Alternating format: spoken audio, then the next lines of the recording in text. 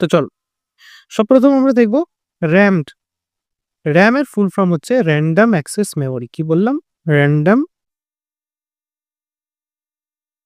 Access memory. দেখো, এটার নামই আছে র্যান্ডম। র্যান্ডম কথার মানে কি? যখন আমরা এটা ধরো আমাদের একটা ডিভাইস, এই ডিভাইসের মধ্যে ফেসবুক যে অ্যাপটা আছে বা সফটওয়্যারটা আছে সেটাকে আমি অন করলাম। ঠিক আছে? তো সেটা অন করার পর যখন এই ফেসবুক অ্যাপটা রয়েছে, এই অ্যাপটা জায়গা নেবে, ওর একটা প্ল্যাটফর্ম দরকার। অন হয়ে গেছে। অন হয়ে গেছে মানে এটা এখন randomly অন থাকবে আমার স্ক্রিনের উপর। তো স্ক্রিনের উপর অন থাকার জন্য ওর ব্যাক এন্ডে সেই Facebook অ্যাপটাকে একটা ফাংশন করতে হবে, ফাংশন রিপ্রেজেন্ট করতে হবে। সেই ফাংশনটা করার জন্য তার একটা মেমোরি স্পেস লাগবে। সেই মেমোরিটা হচ্ছে আমার এখানে RAM। অর্থাৎ এই Facebook অ্যাপটা যে প্ল্যাটফর্মের উপর দাঁড়িয়ে ফাংশন করছে